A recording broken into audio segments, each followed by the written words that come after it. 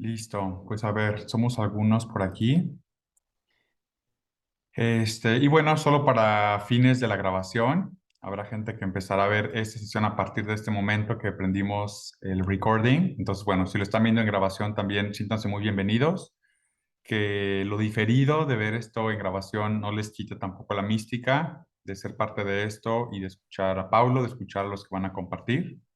Y bueno, sencillamente decir que estamos en el módulo de aprender a escuchar, pero en concreto hablaremos de aprender a escuchar el misterio desde el dolor, desde el duelo, desde la muerte y un poco la adversidad, o lo que muchas veces se nos presenta como algo oscuro. Y tenemos a Pablo Duarte desde Portugal. Y pues nada, el micrófono es todo tuyo, Pablo. Muchas gracias. Bueno, Quique, una vez más, muchas gracias y a vosotros de TechMeBack por esta invitación, o sea, compartir a partir de esta perspectiva tan bonita de la escucha, exigente y muy bonita. Ya. Eh, bueno, primero lo invito a que no tiene cámara, si no quiere total, pues que no la ponga, pero si no, así podremos estar con rostros, o sea que si no, estamos aquí con pantallas y con nombres, si no, tranquilamente y ya está. Bueno, así cuando me ha invitado, o sea, cuando me has invitado a hablar sobre esta experiencia de escuchar, me sale, o sea, antes de más, distinguir oír de escuchar. O sea, oír en este sentido más de se recibe sonidos. Y ahora estoy oyendo, tengo la ventana abierta, pues claro, tengo aquí los cascos, pero estoy escuchando, estoy oyendo el árbol, o sea, que está una brisa, un viento. Además, aquí está empezando el otoño, tiempo tan bonito de cambios, de pérdidas, o sea, las hojas que se van a salir. Y estoy oyendo mi eco. O sea, oír es como recibir sonidos. Y escuchar, pues, hay que procesar en profundidad lo que se está pasando. O sea, uno puede oír una conversación y estar lejos, pero si uno está escuchando la conversación con alguien, está conectada con la persona. Por eso la experiencia de la escucha es algo que nos exige, bueno, esta profundidad, esta presencia. Y que me viene, o sea, estaba pensando, el verbo escuchar es un verbo bíblico por excelencia. Y el primer momento que podríamos decir es esto. En Génesis podríamos decir, la primera escucha indirecta que es de la creación, que es cuando Dios dice. Si Dios va a decir, significa que tengo que escuchar qué va a decir. Y claro, no hay una persona para escuchar, pero hay una realidad que va a escuchar. Y que dice en primer lugar, se haga la luz. Es curioso cómo oír, es decir, escuchar y ver, están a la mano. Sigo, ya volveré a eso, pero es curioso esto, porque escuchar, la escucha va a implicar entender algo, comprender algo, en este caso de la persona o incluso la persona. Ir más lejos, en Éxodos, tiene Moisés que se acerca de la zarza y Dios le dice, he escuchado el clamor de mi pueblo, es decir, el sufrimiento de mi pueblo. Dios que escucha el sufrimiento, entonces que cuando comparte con Moisés porque le va a invitar a ser un liberador. Pero este Dios que escucha este clamor. Y además que es interesante que después Moisés, cuando desarrolla todo, o sea, después todo el proceso de liberación y empieza, digamos, los mandamientos, el mandamiento judío por excelencia es Shema Israel, escucha Israel. Es decir, está atento. Y es muy curioso porque también seguimos, y ahora en el Evangelio, cuando Jesús presenta los mandamientos, amar a Dios sobre todas las cosas y al próximo como a sí mismo, antes en Marcos es escucha. Hay que amar. O sea, yo cuando me toca una otra vez la homilía o comentar este texto, digo, ¿cuál es el primer mandamiento en este texto? Ay, amar a Dios sobre las cosas. Bueno, bueno, bueno, vamos a volver a leer. Hay un imperativo, escucha. El primer mandamiento es como escuchar. Escuchar, entender quién es la persona, entender la realidad, percibir la realidad en esa totalidad. Y después entran los mandamientos del amor. Cuando escuchamos y permitimos escuchar, estamos dando espacio al amor. Y significa entonces que escuchar de mano con la luz, podemos decir, Dios ha dicho, hágase la luz, es como una atención, una awareness. Los ingleses tienen esta expresión, awareness. Es decir, si estoy a escuchar, que voy a recibir de información luminosa, clarificadora, para ayudar o para hacer algo o para decidir algo. Y por eso este verbo escuchar es tan importante para abrir perspectivas. Y entonces esta awareness, esta atención que me permite entender lo que está alrededor mío. ¿Qué significa que está alrededor mío? ¿Cómo estamos? ¿Qué sentimos? ¿Qué vivo? Y en este caso, si estoy escuchando una persona en concreto, la atención que está diciendo toda la persona, escuchar todo el ser. Bueno, yo soy bailarín no profesional y trabajo mucho el cuerpo, la corporalidad.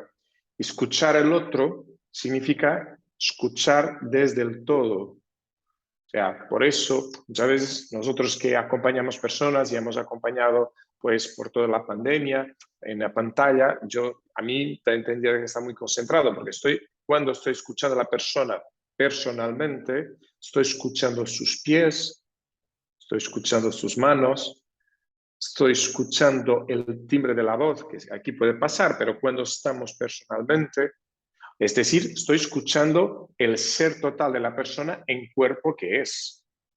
Y es una perspectiva, porque muchas veces tuve un profesor de psicofisiología que me comentó, que decía muchas veces, la boca habla y el cuerpo tiene una charla.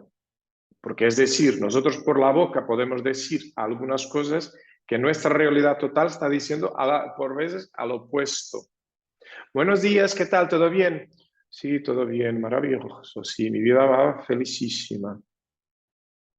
Algo no. Entonces, ¿quién está atento? Dice, estoy escuchando el ser de la persona que me está diciendo algo, pero su ser está diciendo otro distinto. Entonces, ¿qué me puede ayudar a entender? Aquí hay sufrimiento, aquí hay cansancio, aquí hay algo que hay que tener atención. ¿Y cómo puedo ayudar?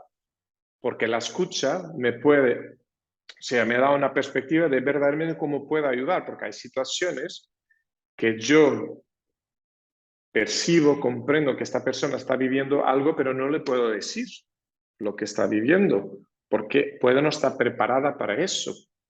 Por eso la escucha es algo tan importante. O sea, no es, yo, si entiendo, lo digo todo. No, cariño, no, eso no puede decir todo. Hay que tener atención al estado de la otra persona, porque la otra persona, aunque es clarísimo que esto es lo que está viviendo, pero puede no estar preparada para ella misma escuchar, recibir lo que está viviendo. Hay que tener esta delicadeza de devolver, porque si no podemos provocar más sufrimiento. La persona se queda, sin saber qué hacer.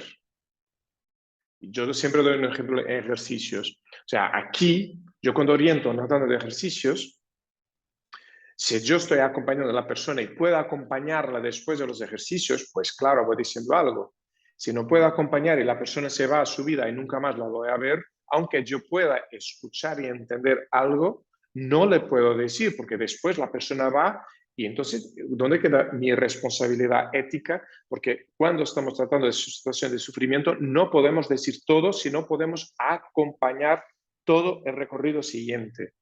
O sea, porque acompañar el sufrimiento, acompañar el dolor no es decir cosas bonitas o no es simplemente escuchar verdaderamente cómo puedo ayudar. Y hay un momento que mi ayudar es solo con la escucha.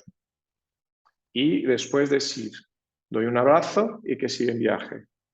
Otro momento, si verdaderamente voy a acompañar a la persona, es con caridad, cariño, darle pasos de camino porque sé que la puedo acompañar. Entonces, ¿por qué? Porque cuando tenemos tenemos atención a estas dos perspectivas, luz y sombra de la persona. Todos lo tenemos. Y claro, ¿dónde viene muchas veces el sufrimiento? O sea, esta dimensión sombría nuestra, y sombra, hay que decirlo, sombra no significa pecado, hay que limpiar esto. Puede llevar al pecado, es decir, y al pecado no estoy hablando en sentido moralista, sino al desgarre de mi persona en amor, es lo que significa. Pero esta sombra, lo que pasa es que puede acumular muchas realidades. Entonces yo suelo llamar a la sombra por veces que se torna ruidosa.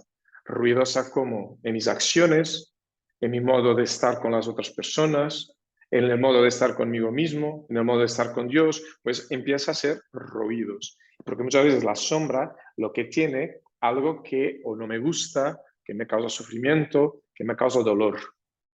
Y acompañar, entonces muchas veces en el acompañamiento, pues lo que es ayudar a que la persona pueda, con la delicadeza del tiempo, sacar eso para que pueda observar y abrir perspectivas. Abrir perspectivas. Yo antes de ser jesuita, yo he sido auxiliar de vuelo. Buenas tardes, señores pasajeros, bienvenidos a bordo. Este es nuestro vuelo con destino al mundo. Bueno, y me acuerdo una vez que estaba haciendo un vuelo desde un lugar de otro país de Europa a Lisboa y estaba sobrevolando Madrid. Me acuerdo de mirar y estaba cielo, bueno, limpio, tal, se veía muy bien la ciudad. Me acuerdo, mira que estoy mirando Madrid. Curiosamente, hubo un tiempo que he cambiado de compañía, de la compañía era para la compañía de Jesús. Y entonces, cuando cambié para la compañía de Jesús, curiosamente he vivido en Madrid, pues me ha dado mi misión de estudiar y estuve en Madrid. Y me acuerdo primero, el segundo día, estaba haciendo un recorrido por la ciudad y de repente me viene, es curioso, hace unos años yo estaba mirando Madrid, ver Madrid, pero no estaba viendo en la totalidad. Y ahora estoy recorriendo y estoy mirando las calles y Madrid es enorme. Bueno, no voy a hablar Ciudad de México, que es más grande que Madrid. Lo que quiero decir es, y claro, tiene cosas maravillosas, que nos encanta Madrid, Gran Vía, museos y tal, pero después tiene algunos barrios que la gente no le gusta, tiene las zonas basura, tiene, bueno, gente que huele mal, pero eso soy yo. Hoy otra persona. Escuchar a la otra persona es tomar conciencia de que tal como yo puedo estar mirando la totalidad, pero no estoy mirando y hay que respetar que esa persona como yo tiene muchas zonas que bellísimas, pero a lo mejor estas de sombra que hay que tener atención y donde muchas veces puede salir el sufrimiento, el dolor. Por eso el trabajo de escuchar el sufrimiento antes de más pasa por un trabajo muy personal. Es decir, quien acompaña el sufrimiento, si no trabaja sus sufrimientos, sus dolores, no aguanta trabajar el sufrimiento de los demás. Si no es curado, o sea, si no hay una cura si no hay decir, mira, sí, yo tengo basuras, las reconozco, sé dónde están y sé, bueno, entonces puedo escuchar la basura del otro. Y no sufro, bueno, atención, no la tomo como mía, porque hay que tener una cosa que es importante, empatía, es decir, para quien escuche el sufrimiento, hay que tener una frontera de decir, este sufrimiento no es mío, pero lo que pasa es consufro, compasio contigo en este momento, pero este sufrimiento no es mío. Mira, señores, si no, uno no aguanta. Yo cada noche que me voy en noches penitenciales, que voy a escuchar confesiones, mira, yo llegaba a la casa diciendo, el Señor terminó, ya cura nunca más. No puede ser, porque claro, ¿y quién acompaña el sufrimiento? Pues hay que tener una frontera. Y vuelvo al cuerpo, la piel. La piel es una buenísima frontera. Tiene poros de entrada, pero también de defensa. Es decir, la vida de la otra persona no es mi vida. Y esto hay que tener esto en cuenta. Eso no significa que no tenga empatía. No es, me da la gana, estás de sufrimiento, oh, cariño, sigue. Bueno, esto no es nada conmigo. No, no, esto es falta de empatía. La empatía es, aquí estoy para ti, vamos a ver qué puedo hacer. ¿Qué realmente puedo hacer? Esto es dar atención al sufrimiento, no es decir que no existe, ¿no? Está ahí. Entonces, ¿qué puedo hacer? Y hay que tener atención. Y el Papa Francisco nos tiene ayudado mucho a decir, hay que verlo, no hay que esconder, no, está ahí. Ahora tengo que hacer un palabrón, o sea, aquí una palabrota muy ignaciana que Francisco la usa mucho, discernimiento para percibir qué verdaderamente puedo o soy llamado a hacer. Es que no es escuchar el sufrimiento, el dolor, no puede ser un acto de heroísmo, de valentía. No, yo aguanto todo. Es que no es así. Es un acto de orgullo si hago eso. O sea, escuchar el sufrimiento tiene que ser con discernimiento, con mucha tranquilidad para percibir que Dios me pide, se me está verdaderamente llamando como a Moisés, escuché el clamor de mi pueblo, ¿qué puedo hacer? Bueno, hasta aquí, ¿la cosa va? ¿Puedo seguir? Muy bien. Yo quisiera, perdón, una primera pregunta porque ya me está hiriendo también esto amorosamente. Este planteamiento de tu experiencia de no soportar el dolor, me parece muy fuerte la palabra soportar. Cuando uno no se ha trabajado, no sé, hay quienes, a ver, siempre trato de como rectificar y volver a hablar por mí. Yo he escuchado en mi propio camino quien me dice, se aprende a amar amando y se aprende a soportar el sufrimiento escuchando el de otros. Y suena justo muy heroico y es como, sí, aquí voy a inmolarme para estar bien disponible. Pero es muy cierto que es súper es contracultural y es también, este, a veces hasta imprudente. Entonces, tal vez una, sí. No, lo que te quiero comentar es que yo, mi perspectiva, Paulo, o sea, de mi experiencia de vida, tengo cambiado mucho mi paradigma personal de moralista existencial. ¿Qué significa esto? Nosotros tenemos un paradigma, incluso en nuestra iglesia, o sea, de un modo de presentar las cosas moralista. Es decir, yo tengo que hacer el bien. Ujú, Tengo que hacer el bien. Yo tengo que ayudar a los demás. Yo tengo que, vale, sin duda, pero escucha los mandamientos, amar a Dios sobre todas las cosas. Solo Dios es absoluto. Y amar al próximo como a sí mismo. No es solamente amar al próximo, porque yo en este momento puedo no tener capacidad de amar al próximo, porque estoy en duelo personal. La ujú, experiencia del duelo personal me puede ayudar a comprender y ahora sí orientar el dolor del otro, pero ya he vivido esta experiencia. ujú, ujú. Pero se me rompo y lo que pasa muchas veces puede haber voluntarismo espiritualista, como le llamo, cuando no, tengo que servir, tengo que dar a los demás. Y yo muchas veces me doy cuenta, estás huyendo de ti, ¿por qué? Ujú, ujú. O sea, vale, es servicio perfecto. O sea, eso es el camino, servir. Pero muchas veces mi pregunta, cuando estoy acompañando y cuando la gente está muy voluntarista con el servicio, mira, yo acompañé a una persona, escuché que tenía voluntaria con la prisión, voluntaria con los sin-abrigos, voluntaria. Y que estaba con muchos problemas de piel. Y yo lo comenté, interesantes problemas de piel. Ah, bueno, no pasa nada, no pasa nada, ¿no? ¿Qué pasa con la piel? ¿Qué está diciendo la piel? Bueno, es que no tengo tiempo para el médico. Yo, ¿pero por qué? No, porque al lunes voy aquí, al martes voy ahí, a no sé qué, sirviendo muchísimo. Y digo, mira, es que lo que pasa es que si no vas al médico, ese lunes, martes, miércoles, sábado, domingo, que sea, en vez de seguir en 2, 3, 4, 5, toda la vida años, puede ser y va a terminar en 3 semanas. O sea, el discernimiento nos puede ayudar al equilibrio. Mira, el Papa Francisco, antes de ir a confesar, se confesa esta imagen fortísima. Es decir, antes de servir como sirve, pues vive en la oración, pues va al médico. Le costó muchísimo no ir a Congo.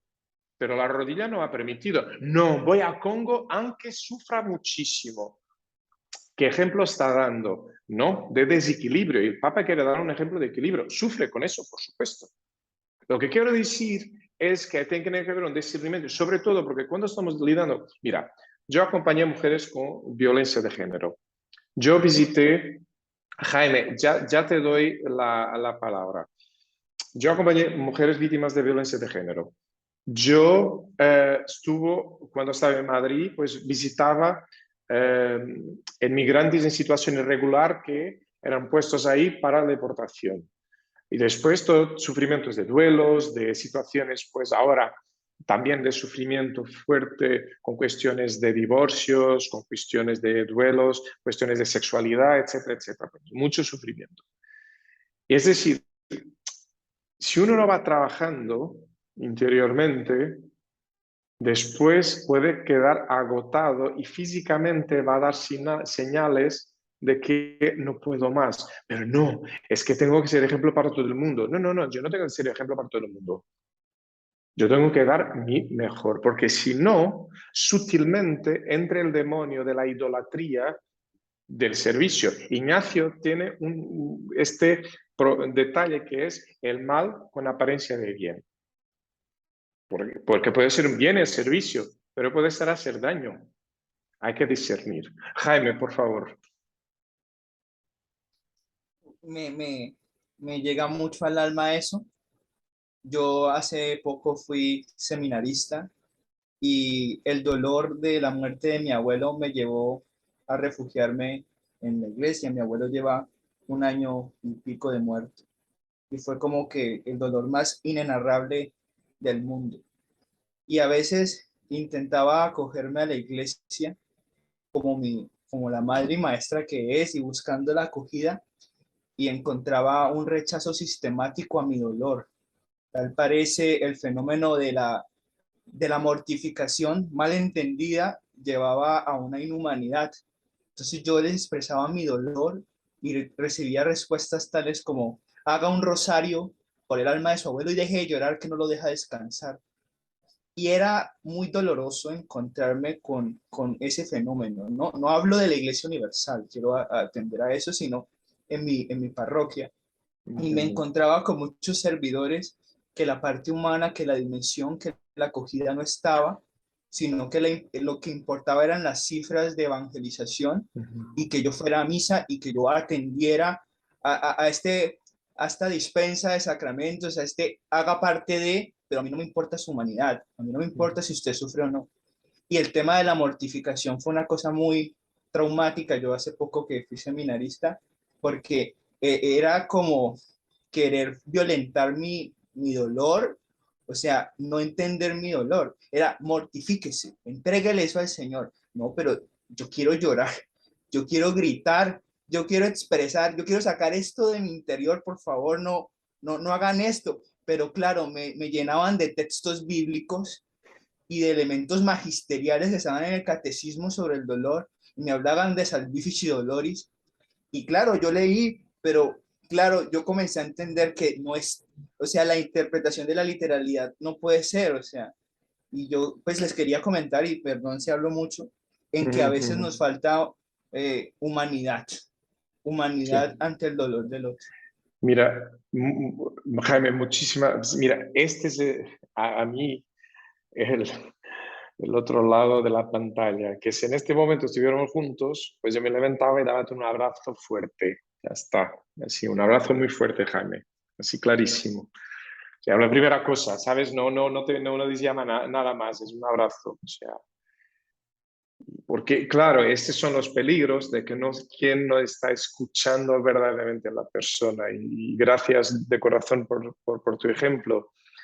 En esta línea, o sea, yo me acuerdo una vez, yo ya era cura y me acerqué a un sitio donde, bueno, estaba de pasaje de una visita, pero de una amiga que vivía ahí y su padre también se ha muerto de repente esos días. Y yo no me podía quedar para el funeral, pero me acerqué y ella, catequista, tal, Y él me decía, ¿no ves la cantidad de gente que se acerca y dice, ¿cómo puedes estar sufriendo? Tu padre está mejor, ¿cómo estás? No sé qué. Y yo le digo, ¿y no has dicho a esta gente para ir a la mierda?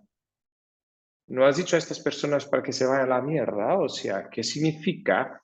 ¿No han visto que el Señor ha llorado a su amigo Lázaro? ¿No han visto que el Señor ha sufrido, o sea, este duelo? Es decir, no podemos entrar en espiritualismos con el sufrimiento. Hay que ir como pasito a pasito, con una delicadeza, como si fuera sitio de cristales, porque es la humanización. Y lo que quería era el seguimiento, compartir esto es, Papa Francisco cuando habla atención al sufrimiento, y por ejemplo cuando él va a este viaje a Mosul, a una ciudad destruida, que la habla es desde la destrucción tenemos que humanizar. Y en Fratelli Tutti, pues recuerda el buen samaritano, que lo mira, lo escucha y cuida. Y cuando él no puede hacer algo, pide ayuda al otro de la hospedería. Y esa es la dimensión comunitaria de la escucha, que es decir, cuando yo no sé qué hacer, no me invento, pido ayuda. Sobre todo con la cuestión del sufrimiento. Si yo no sé qué hacer, mira, puedes hablar conmigo todo lo que quieras, que estoy pronto a ayudar. No, si yo no estoy disponible, no puedo. Y si no sé qué hacer, esto, un abrazo y decir, mira, yo no te puedo ayudar más que esto, pero sí hay que ir por este camino, dar una ayuda. Porque para escuchar es necesario silencio. Tiffany, ya te doy ya te doy la palabra, solo terminar mi raciocinio, ¿vale? O sea, es necesario silencio, alejar. ¿Por qué? Porque para que calmemos los ruidos exteriores, para escuchar los ruidos interiores, dar espacio a ellos, para percibir que brota. Y muchas veces brota los ruidos interiores, brotan muchos miedos, muchas preguntas, mucho. Y a la vez, y interrumpo porque después desarrollo, últimamente el gran miedo de la muerte, de mi desaparecimiento, de mi fin mismo. Y esto es algo muy fuerte existencialmente hablando. Y ya desarrollaré un poco más. Tiffany, por favor. Gracias. Quería compartir con ustedes que este tema me llega profundamente por mi experiencia personal. Hace año y medio aproximadamente falleció mi hijo, trascendió en febrero del año pasado. Mi único hijo tenía 13 años.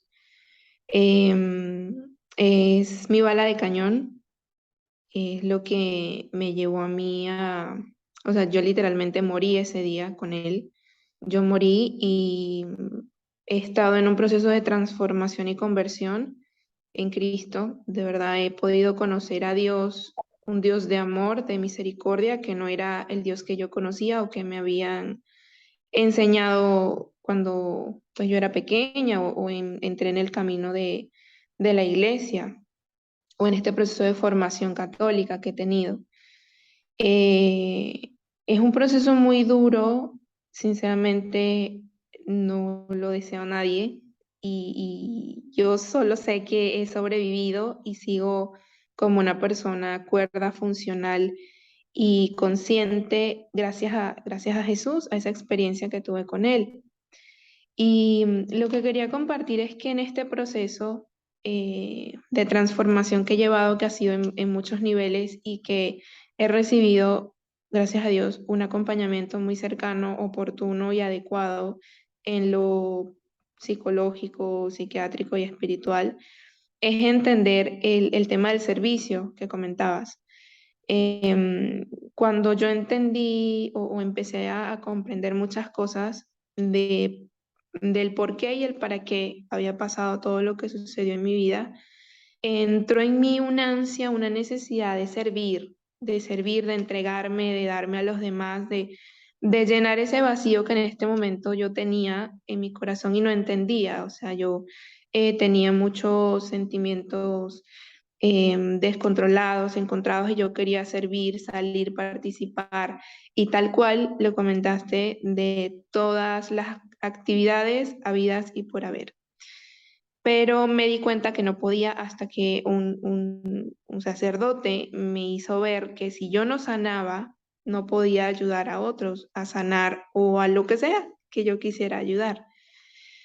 En ese punto me dejé ayudar, me abrí y me abandoné. Yo me abandoné a la ayuda y me abandoné al dolor y a empezar a sentir, a entender lo que estaba sintiendo, a entender lo que estaba pasando y a abrazarlo.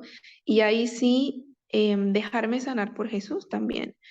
Y me di cuenta que esa parte de mi proceso y ese testimonio que yo puedo compartir todavía, porque no, o sea, es muy reciente, año y medio parece ayer, y de verdad los procesos de duelo pues son distintos para cada persona, para cada, o sea, nadie puede como que estandarizar algo o decirte ya pasó un año, ya déjalo ir, o me identifico mucho con el otro testimonio de que no llores tanto, no lo dejas descansar, o sea, yo he entendido la muerte, he entendido y he aprendido a verla y amarla de una manera diferente, y lo agradezco.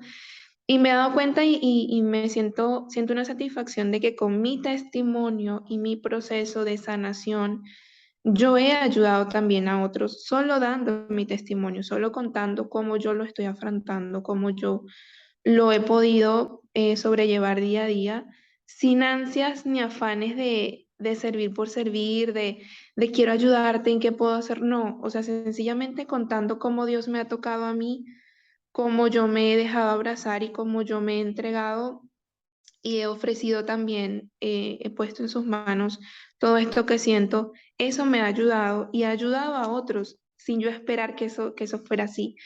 Y es muy bonito porque de una u otra manera he podido servir y he podido estar ahí para quienes en su momento sé que lo han necesitado y me lo han expresado, me han dicho, wow, escucharte me hizo entender tal o cual cosa, o me hizo, o me ayudó en tal aspecto, o ahora lo veo diferente, lo que estaba atravesando, o no sé, tantas cosas que han pasado en mi vida que quería también compartirlo porque es así, yo lo he vivido personalmente, lo que comentabas, lo he vivido tal cual, y ese me costó mucho por mi forma de ser o por cómo yo era antes, acoger el silencio, entender el silencio. Mi mente se llenó de muchos ruidos y no sabía yo cómo entrar en silencio, era complicado para mí, pero lo entendí cuando hice mis ejercicios. Wow, me conecté muchísimo, fue un proceso también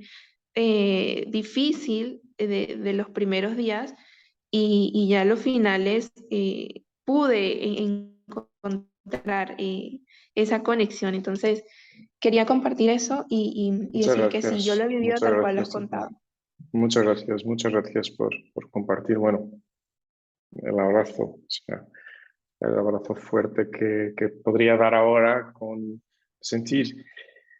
Y entonces, bueno, es curioso, con tu compartir lo que ella decir, entro en otro punto, es esto, acompañar duelo antes de más, es decir, que el duelo no es una cosa fija, del duelo es como una vivencia. Elizabeth Kubler-Ross ha presentado lo que se llaman las fases del duelo, pero ella tenía un entendimiento, no era fase A, fase 1 ya está, ahora estoy dentro en las 2, ahora 3, no es eso. Es decir, que ellas como están flotando y ahora puedo estar un poquito más tranquilo, pero viene una fecha importante, me viene otra vez el recuerdo, que me viene la rabia, la negación, ellas van estando hasta integrar y eso necesita tiempo. Yo siempre, o sea, digo muchas veces, cuidado con exigencias de tiempo cronológico, porque el duelo es un tiempo existencial, no es cronológico en sentido, bueno, ya han pasado 3 meses, ahora no es así que funciona. Y depende de cada persona, de cada situación, hay que respetar mucho y por supuesto la verdad de uno mismo, el físico habla, pues si viene ganas de llorar, no es decir no llores, es decir llora, libera esa emoción, libera lo que está. Si te tienes ganas de gritar, pues vamos a un espacio donde después, porque después, claro, es la cosa más compleja, que viene la vergüenza, ay, no, me voy a gritar y tengo que vergüenza. No, llevar a un espacio, grita, necesita liberar ese grito, grita. Entonces, yo, por ejemplo, puede ver la rabia de algo, entonces yo siempre digo, mira, una almohada y golpea la pared, golpea, libera ese sentido. O sea, Dios encarna en el concreto, no encarna en el abstracto. Esta es la encarnación. Y si la encarnación, es decir, si mi sentir ahora, delante del sufrimiento, del dolor que yo he vivido o que alguien está viviendo y que me provoca, y doy un ejemplo, yo acompañé refugiados políticos en París y me acuerdo la primera vez que he escuchado y he visto marcas de tortura, o sea, la descripción terrible. Pues me voy a mi habitación, bueno, ahora voy a dormir descansado como si no pasara nada. No, no, o sea, toda esta vida estaba aquí, tuvo que llorar porque me impactó en mi vida. Entonces tuvo que aceptar también mis emociones. A quien acompaña no es una máquina, o sea, somos personas. Y para decir que muchas veces el espíritu encarna en el concreto, es decir, cómo estoy, cómo me siento, ¿estoy capaz de ayudar o no? Hoy necesito la verdad, o sea, necesito descansar. Por supuesto, pero tengo que trabajar. Entonces decir, yo necesito descansar, pero ahora no puedo.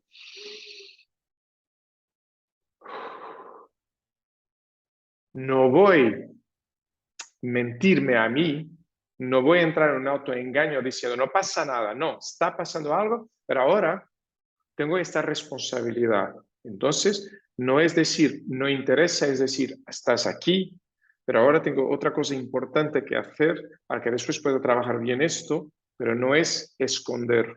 ¿Me estoy explicando en esto? ¿Me explico? O sea, para ver cómo, porque es saber muy bien, o sea, cómo vamos integrando todo esto con tranquilidad. Perdón, solo decir, Quique, es que nos vamos con el tiempo, tú estás atento, o sea, eso para, vale, muy bien. Sandra, ¿querías comentar algo? Porque después quiero entrar en la parte final. Final, bueno, esto era un tema para estarnos aquí la vida, el tiempo entero, o sea, pero Sandra, por favor. Sí, de esto último que dijiste, simplemente eso, como que cómo podemos hacer cuando no podemos descansar, digamos, como que ya el proyecto está encima y no podemos darnos un tiempo. ¿Qué recomiendas tú que se puede hacer? Mira, yo doy una recomendación muy básica de base, que nos olvidamos mucho, que se llama respirar. Es decir, mira, lo que estaba diciendo, yo tengo un proyecto en manos de responsabilidad y que si yo no lo hago puede afectar muchísima gente, por ejemplo, ¿no? Por supuesto, si es algo abrumador, yo tengo que ir a un responsable y decir, mira, la verdad no puedo. Y hay que tener esa frontalidad. Pero bueno, si en conciencia veo que puedo, es decir, respirar, es decir, no es engañarme diciendo, está todo bien, vamos en esto. No, no está todo bien, punto. Esa es la verdad. Sin embargo, no estando todo bien, tengo energía o tengo capacidad para lo que pueda hacer, pero tengo que mirar y decir, hoy solo puedo dedicar una hora. Es mi verdad. Y respirar, es decir, es situarme, porque está muy estudiado toda la dimensión psicofisiológica de la respiración, es el silencio conectado, es decir, yo tengo conciencia, lo que estoy diciendo es, tengo conciencia que estoy desbordado, pero tengo conciencia que puedo dar esto, voy a darlo. Pero no me voy a engañar, es decir, tengo que estar atento que necesito más tiempo de descanso, porque estoy dando mucha energía. Y hay que percibir el discernimiento para liberar cosas que a lo mejor, mira, yo tenía mañana una copa con amigos, no puedo ir porque es un gasto de energía, no voy a estar bien, eso me va, prefiero estar en casa, pero atención, si no consigo estar solo, decir a un amigo importante o a alguien, decir, vamos a estar solos dos, hablar, charlar con tranquilidad, pero que no quiero Mira, estoy dando aquí ejemplos de humanizar cómo estoy. Y eso es algo para mí me parece importante.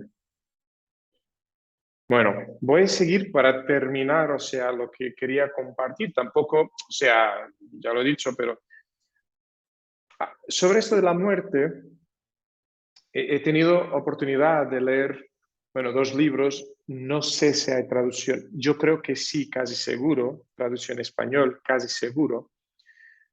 Uno es de un psicólogo, psiquiatra, psicoterapeuta muy conocido, Irving Yalom, que tiene un libro, bueno, la traducción portuguesa casi seguro, que es De ojos fixos al sol, ultrapasar el miedo de la muerte. Es decir, él explica que muchas veces nos viene estas ansiedades, o sea, como la muerte. Si yo estoy asistiendo a mucha muerte, pues tengo que dar un paso atrás porque me va a tocar con mi existencia. O sea, no, voy a decir, no soy un héroe y entonces tengo que trabajar esto. Pero también hubo otro libro que he leído, esta es una novela bellísima, es una francesa, Valérie Perron, que es la breve vida de las flores. Y es una mujer que es una guarda de cementerio. Y hablando de cómo muchas veces la muerte puede hablar de la vida. ¿Qué significa esto? Muchas veces hay que tener en cuenta que el dolor y el sufrimiento, cuando bien vivido, ya después de todo lo que hemos hablado hasta ahora, humanizado para pegar también la expresión de Jaime, que lo que comentaba, cuando humanizamos esto respetando el sentir de la persona, me puede ayudar a decir, ¿dónde estoy perdiendo y dónde estoy ganando tiempo? ¿Dónde estoy entregando mi vida con sentido? ¿Dónde estoy haciendo cosas que la verdad es porque todo el mundo lo hace? Porque ahora, claro, con las redes sociales que causan muchos ruidos, son muy buenas, pero también causan muchos ruidos de comparaciones, de cosas como debe ser esto, leí ahora un artículo de una psicoterapeuta también que decía, hoy tenemos un peligro que puede ser, es que tuvimos el consumismo material, hoy en día hay un peligro del consumismo espiritual y hoy hay también el consumismo terapéutico. O sea, que viene muchísima información y de repente la gente se queda. Y ahora, no, porque este terapeuta ha dicho esto, no, pero ahora he leído esta que no sé qué. Yo no puedo tragar garbanzos, o sea, mañana, al desayuno, a la comida, a la merienda, a la cena. No. Hay que tener también esta capacidad de, mira, vale, ya he leído este libro, ¡buah! Me ha tocado mucho sobre el trauma, sobre no sé qué. Hay que digerir. No, no, quiero otro, porque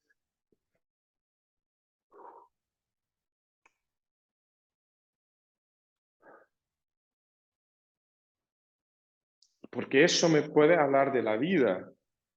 Y por eso digo, la muerte bien entendida puede ser un camino de relativizar dónde no estoy viviendo, dónde soy llamado verdaderamente a vivir de mí mismo, con mi existencia, con quien soy. Una persona en acompañamiento pues me decía, pues desde que he recibido la noticia del cáncer y la posibilidad de morir, me tengo defrontado con mi mezquiñez. ¿Mezquiñez se dice en español? Mezquiño, o sea, no... Quique, ayúdame, por favor. Mezquindad. Mezquindad. Bueno, mi ser cretino con los demás, y me doy cuenta, ¿y ahora? Y me decía, me acuerdo cuando vienen los mandamientos del amor, porque el amor es lo importante. He perdido tiempo a no amar. Y entonces, claro, la muerte nos ayuda a entender, o sea, qué significa humanizar, qué significa verdaderamente dar de mí. Y dar de mí con el respeto, necesito de mi tiempo, de respeto para servir. Y eso existe mucha humildad. Y la humildad es lo que es la verdad. Y desde ahí, de esa escucha de la realidad, dejar que Dios pueda habitar. La encarnación, vuelvo a decir, el Verbo ha hecho carne y ha montado la tienda entre nosotros. Es decir, el Verbo hecho carne ha habitado en la realidad concreta, no es ay, yo quería la realidad perfecta, pero bueno, tienes una basura justo aquí al lado. ¿Qué vamos a hacer? Es lo que es. Y eso me puede desafiar a algo nuevo. Bueno, entendiendo ahora con todo el tema que estamos aquí, a una nueva música, a una nueva sinfonía, a una nueva canción. Doy dos ejemplos bíblicos. Nicodemos se encuentra con Jesús por la noche y que le contesta él, que contesta a Jesús, hay que nacer de nuevo. ¿Y qué significa nacer de nuevo? Es ya una anteposición de la Pascua y es el otro ejemplo. Es decir, la Pascua, atravesar la muerte, es una nueva realidad y Jesús tiene las marcas de la muerte, pero en una nueva realidad de comunidad, de integrar generalmente las personas, y entonces entendemos que cuando escuchamos la realidad, incluso con el sufrimiento, nos puede dar humildad para hacer un camino y entender dónde verdaderamente me siento llamado, llamada a estar atento, a escuchar y a servir desde este camino. En el fondo, donde me siento llamado o llamada a amar a mí mismo para amar a los demás. Bueno, y así cierro para que pueda haber algún... Muchas gracias. Gracias, Paulo. Muchas gracias. Creo que es bonito cambiar de tono y poder escuchar, agradecerle mucho a los que compartieron testimonios, porque esto como que traduce también mucho, ¿no? Que lo que vivimos, en primer lugar, no nos pasa solo a nosotros y que el mismo dolor también es una historia de comunión, creo que incluso más grande. Entonces, sí, creo que nos dejas buenas reflexiones para plantearlo. En la última sesión, casi al cierre, decíamos, bueno, cómo ir tejiendo, en este caso, el dolor a también nuestra experiencia de servicio. Me gustaría preguntarte eso. A lo mejor tú por la cercanía o la, digamos, la disposición, la posibilidad de acompañar ejercicios espirituales, lo diré así sin hacerlo reductivo, lo diré solo a nivel, digamos, pastoral. Probablemente sea fácil plantear la escucha del dolor porque, digamos, estás en ese lugar, no porque sea fácil hacerlo. Para de repente así, desde la creatividad, desde ser laicos, desde ir de a pie, ¿hay algo que te sirva a ti, algún aprendizaje que hayas tenido? Es decir, ¿cómo mostrarle a la gente que la puerta está abierta para ser escuchada? Es a partir de un testimonio de vida. Es decir, mira, cada uno de nosotros puede mirar, o sea, escuchando una persona, y escuchar a una persona puede ser leer un texto suyo, leer y entender. Esta persona, bueno, a mí pasa con mis redes, ¿no? Tú ya lo has visto. Claro que escribo en portugués, pero mucha gente, porque yo cuando presento reflexiones no presento, mira, ahora va el cura a dar la reflexión sobre, no, hago un compartir. ¿Cómo hago? Y eso toca mucho, o sea, es decir, cuando nosotros compartimos, la otra persona o cómo compartimos puede entender, yo con esta persona puedo hablar. Y sentimos esto en general, y no es necesario ser un cura. Sí, sí. O sea, bueno, hay una copa con amigos. El modo como la gente habla, tú puedes decir, yo con esta persona a lo mejor voy a hablar con ella agradeciendo, pedir ayuda, o entonces... Escuché, no. escuché en un podcast que cuando estás en una mesa y alguien dice un chiste, a la primera persona a la que volteas para hacer contacto y reírte con esa persona, casi siempre es también con la que puedes llorar. Eso es. Ujú. Porque toca el tema, bueno, lo hemos desarrollado, pues no se puede desarrollar todo, de la vulnerabilidad. O sea, es decir, tú sientes confianza con una persona que respeta tu vulnerabilidad. Muy bien. No sé si, chicas, chicos, alguien más tenga algún comentario, consulta, compartir, muy libre. Nos quedan unos minutitos antes de regresar junto con los demás y hacer los ecos finales ya todos juntos, pero bueno, creo que sí el tema y se ha hecho aquí alguna intimidad. Bonita. Jaime. He estado leyendo un libro que es del padre Pagola, que se llama Id y Curat. Es un libro que me parece muy interesante sobre esto. Yo sufro de depresión y quisiera preguntarle cómo poder plantear a nivel pastoral lo que dice el padre Pagola ahí, una pastoral de la salud mental, Mm, porque es una cosa que la verdad, en términos de, inclusive de discernimiento vocacional, necesitamos tener. Y a veces nos quedamos cortos en el acompañamiento porque no tenemos esas bases a nivel psicológico, pero tampoco podemos mm, emprender una carrera para estudiar. Es decir, cómo tener esos insumos para poder plantear una pastoral de la salud mental. claro. Muchas gracias, Jaime. Sí, muy rápidamente. Es decir, yo en su tiempo he hecho un taller, bueno, un curso no muy desarrollado de herramientas psicológicas para acompañamiento pastoral. Es decir, yo sé mis límites. Yo estoy escuchando a una persona y entiendo que la persona tiene una cuestión de salud mental. Es decir, entonces con el acompañamiento yo sé mi límite. No le voy a decir, bueno, como te han dicho, bueno, ve a rezar rosario que la depresión se va. No. Es decir, sé mis límites y abro las puertas diciendo, mira, lo que usted necesita a lo mejor es un acompañamiento más técnico.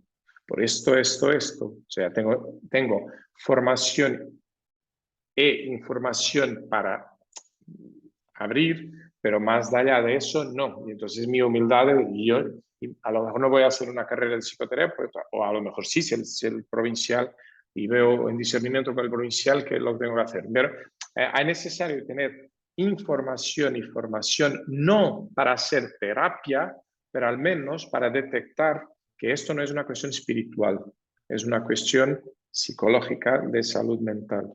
Y después lo que puedo hacer, yo siempre digo esto muchas veces, es los equipos terapéuticos. Es decir, la persona que estamos acompañando da el permiso, por toda la cuestión de la confidencialidad, da el permiso que yo, por ejemplo, yo pueda hablar con él o la terapeuta suya.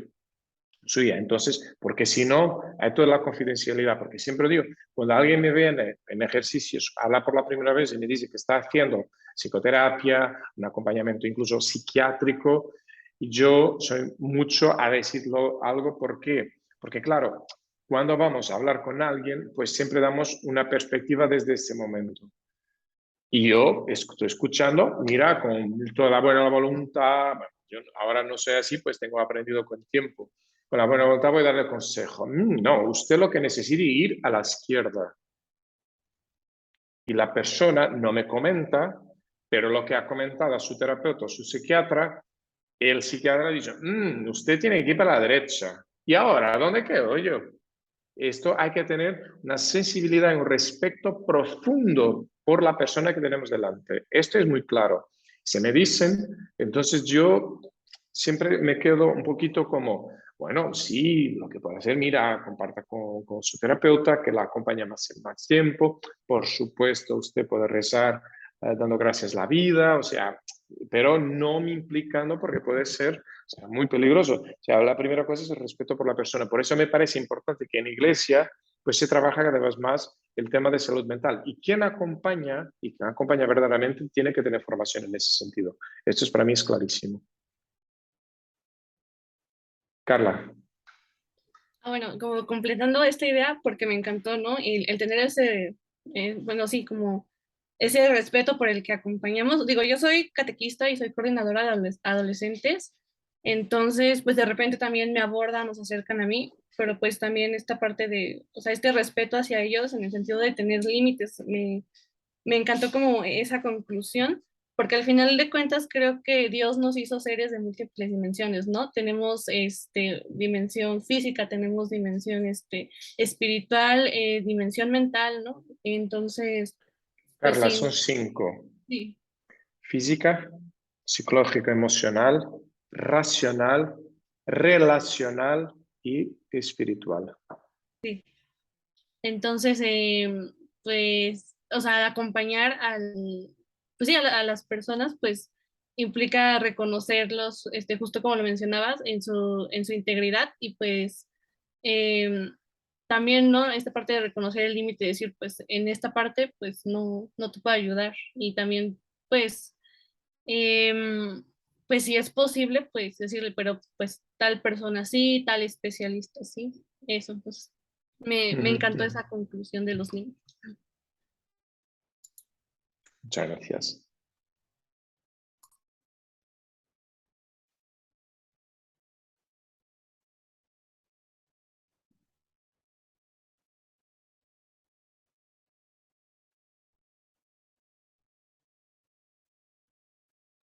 Todavía hay tiempito. Sí. Bueno, padre, yo últimamente justo estaba pensando de la espiritualidad ignaciana, que es con la que más me identifico. Está mucho el lema de todo amar y servir, ¿no? Entonces como que se vuelve luego justo como el centro estar sirviendo y cuesta de pronto parar a atenderse a uno mismo, ¿no? ¿Cómo podemos como, como dentro de nuestros límites no abandonar nuestras comunidades o nuestros grupos para que tampoco sientan que no estamos, ¿no? Porque luego uno quiere estar ahí presente diciendo, bueno, estoy disponible, pero hay momentos en los que uno tiene que decir, bueno, pues no puedo estar, pero ¿cómo podemos hacer eso? Decir, bueno, no estoy abandonando la comunidad o el grupo, pero quiero que sepan que estoy disponible, pues.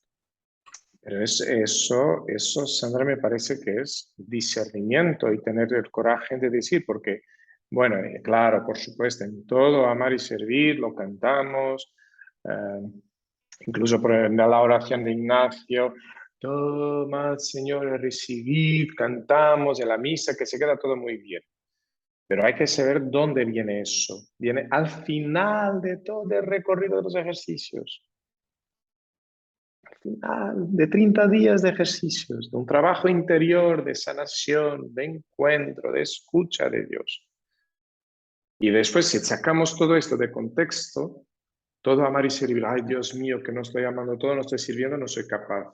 Ay, que no soy, tranquilamente, vamos a respirar hondo otra vez, respirar. No, en mi realidad ahora estoy amando lo más posible y estoy sirviendo lo que soy llamado a servir. Eso es o sea, hay que tener ese discernimiento. Ángela. Gracias, Quique, sí tenemos tiempo. Sí, les pediría si estos dos aportes, si quieren los podemos hacer junto con los demás. O, bueno, de Leti sí es una pregunta muy concreta. No sé si lo tuyo se puede compartir con todos o preferirías preguntarlo de una vez. Lo pregunto de una vez, es Vale, corto. vale. Vamos cortitos. Listo, Pablo, pues primero darte gracias y contarles algo muy corto y era que un tiempo de mi vida yo me llamaban para servir a muchos retiros y yo no era capaz de decir que no. Yo no era capaz de decir que no porque por eso lo mismo que expresabas ahorita, ¿cierto? Y me di cuenta que muchas personas que iban a los retiros, mamás u hombres dejaban sus familias, dejaban sus hijos chiquitos, tenían que hacer lo que sea para estar allá sirviendo, pero con todo lo que tú acabas de decir, y por supuesto que eso fue como para mí un proceso de meditarlo y de llevarlo y pasarlo por el corazón, es que el primer servicio está con nosotros mismos y con nuestras familias, digámoslo como en primer medida. Me parece a mí que el tema de estar sirviendo a toda hora y en todo momento y queriendo también en el sentido de dármelas de muy moralista, finalmente es como una máscara que al final se nos cae porque no siempre se necesita estar en perfectas condiciones para ir a servir, para dar una charla, porque también desde ese dolor y esa experiencia propia, como lo decía ahorita Tiffany, hace eco en los otros, pero sí el servicio es más hacia acá y después en salida. Sí, sí. No, o sea, Ángela, muchísimas gracias. Yo vuelvo a decir, o sea, Yo, por ejemplo, a parejas muchas veces les digo que queremos servir muchísimo. Atención, que vuestra primera misión es sacramentarles a vosotros y a vuestra familia. No olvidad esto. Y a nosotros religiosos, os digo, cuidado, cuando trabajamos con familias, con parejas, no queremos que ellos tengan hecho votos como nosotros los hemos hecho. Son distintos y por eso tenemos distintas misiones en la iglesia. Y todas se complementan, nos podemos ayudar con respecto. Y otra cosa muy rápida que quiero decir es, el sí tiene siempre un no. El no tiene siempre un sí. Siempre que decimos sí a algo, estamos diciendo no a otra cosa. Siempre que decimos no a algo es porque estamos diciendo sí a otra cosa. Bien, pues muchas gracias. Voy a cortar la grabación y les pediría que dejemos esta sala y ahorita hacemos un cierre con nuestros demás compañeros y compañeras.